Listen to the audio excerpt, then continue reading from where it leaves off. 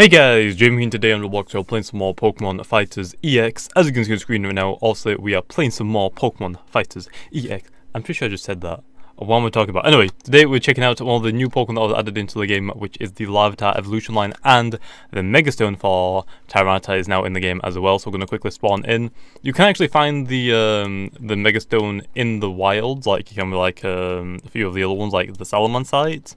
Although on this one you can also buy it in the shop, which also, while I was leveling up to 100, I did search for the Tyranitarite, although I didn't get it to spawn in. So what we're going to do is we're going to purchase it. It's only 1500 Poke. Well, I say only, but how much is that again?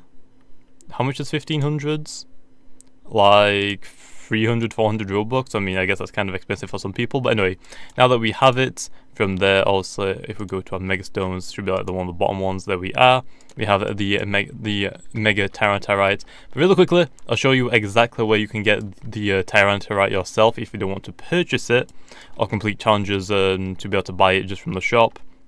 And the way that you can find it in the wild. And I forgot actually, the Blazikenite is actually in the wild as well. So you got the Blazikenite, you got the Salmonite, and you got the Tyranitarite. So the Salmonite, I didn't have volume on, whoops. But for the Salmonite, it will spawn in the place where like you spawn in as a Lucario and like a Dratini. It'll spawn around that area, like to like this little area over here, just go past the maze. Why is my zoom not loading in? There we are. It's like in this area over here for the Salmonite. For the Gengarites, it can spawn in here. The Blazikenite can spawn around this volcano, and now the Tyranitarite can spawn in the desert. So now we have one in every single like area, I'm pretty sure, like the Absol. Wait, do we even not the Absol, like the Gardevoir can spawn the tree, so that's the forest area done. The Beedrillite spawns in there. We've got like Slowbreite and Gyarados, I think, in the water. We've got the Galade, no, not Galelites in the ice area. We got, pretty sure there's one that can spawn in here. I think it's the Metagross one. And then this area, actually I'm pretty sure that's everything. I think the only area that we don't really have is the big tree that doesn't spawn everything. So I'm pretty sure every area now has a mega location, except from the portals, which go to like the different dimensions, which I don't think there'll be any in the. Oh, and also for underground we have these Sablites. So yeah, usually what I would do is just go up to like here, just like hunt down. Apparently most people find it in this circumference. Apparently like they don't really find it behind the back of it. Although that doesn't mean they can't spawn here. I'm just assuming that it spawns here more often. But anyway, that's how to get the Tyranitarite. You can just buy it, or you can just find it in the wild. Also, I did level up my Larvitar from level 1 to level 100 while hunting for it. Couldn't find it.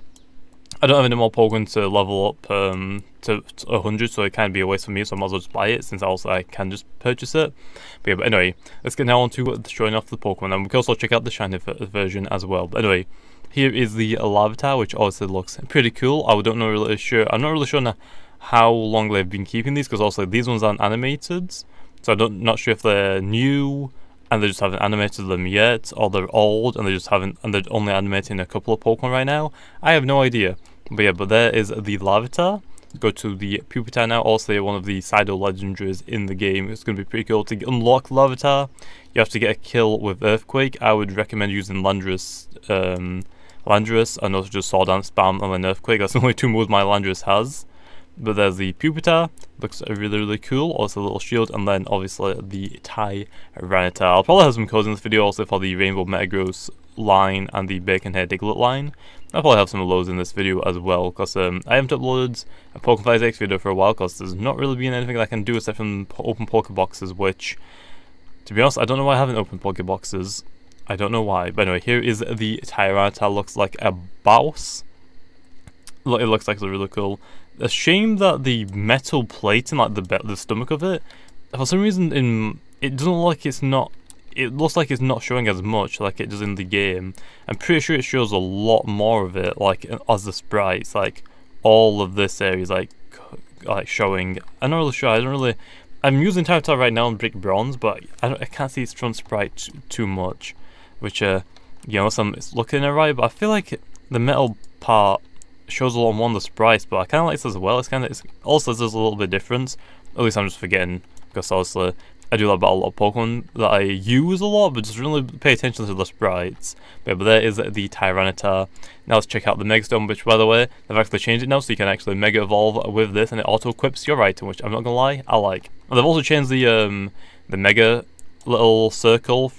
It's not a circle, it's not like the orb, they just turn, instead of white, it's now pink, I think. Which also looks nice. And then here is the Mega Tyranitar, looking pretty badass. Unfortunately though, in the games, Mega Tyranitar isn't exactly the best Mega to use, because it keeps the same ability, which just creates a Sandstorm, which doesn't really help, because also when you send out Tyranitar, it already sets up a Sandstorm, so when you Mega Evolve, it's not really going to help, unless you wait 8 turns, unless you wait 5 turns, and then Mega Evolve to get the extra 5 turns, which isn't really that great. It also gets more bulkiness, and it gets a little bit quicker, and can hit a lot harder. But I feel like it's not really worth it, to be honest. I feel like having Tyranitar set up the Stealth Rocks and then running another Mega Pokemon that can benefit the Sandstorm potentially would be a lot better. I'm not really sure what Mega Pokemon could really benefit. With Tyranitar, like Mega Metagross is really good alongside a normal Tyranitar. They are both weak to ground though, so you'd have to be careful about that. But one resists fighting. And I feel like it's okay. Also, not the best in the world, but I mean, it works. I mean, I use Metagross a lot. Tyranitar definitely helps trapping those like Gengars with pursuits. I just don't think it's worth running the Mega Tyranitar, because most things that have one-hit KO normal Tyranitar are going to one-hit KO Mega Tyranitar, like Focus Blast. Focus Blast will one-hit KO most Tyranitars if they're not running Assault Vests. And also they have to be in Sandstorm. Because also Tyranitar sets up its own Sandstorm, which means if you don't know what Rock types do in Sandstorm, Rock type Pokemon, Rock type, Ground type, and Steel type Pokemon are immune to Sandstorm obviously, but Rock type get an additional benefit and getting a 50% increase to special defense in this while the Sandstorm is still up, which is insane. Which is why it makes Tyranitar really good, because it sets up its own Sandstorm and it is a Rock type. Very few Pokemon that are actually Rock types can set that up. Like Hippowdon isn't a Rock type, but it's ground, so it's immune to it, but it doesn't get the increases, unfortunately. But what's better about normal Tyranitar over Mega Tyranitar is the set that I am specifically using right now. I have an Assault Vest, so technically my Assault Vest normal Tyranitar in Sandstream is tankier than a Mega Tyranitar in Sandstorm, because obviously it doesn't have the Assault Vest. Also means I can't use Stealth Rocks or Dragon Dance, which Mega Tyranitar kind of wants to use one of those sets. My Tyranitar's running Earthquake for like Steel types, I can do a ton of damage. I'm running Stone Edge for stab, my hard-hitting move. I've got Crunch for like physical defense drops and just another stab option. And then Pursuit to trapping like Alakazam's Gengars, stuff that can do a ton of damage. Also Mega Alakazam and Gengar can one-hit KO a normal Tyranitar with Focus Blast if it's not in Sandstorm and if it doesn't have an Assault Vest. So also it's pretty good that I have those. By the way, there is the Mega Tyranitar. Let's go check out the shiny form now. I'm pretty sure I have it unlocked. If I don't, that would kind of suck, but oh well. Larvitar and shiny, yeah we do. So and here is the shiny form. I'm pretty sure the shiny form for this evolution line doesn't change too much, which kind of sucks, but still worth looking at it anyway. But anyway, here is the Larvitar, looking pretty nice. Also, it doesn't really change too much because it's a little like lighter, I guess.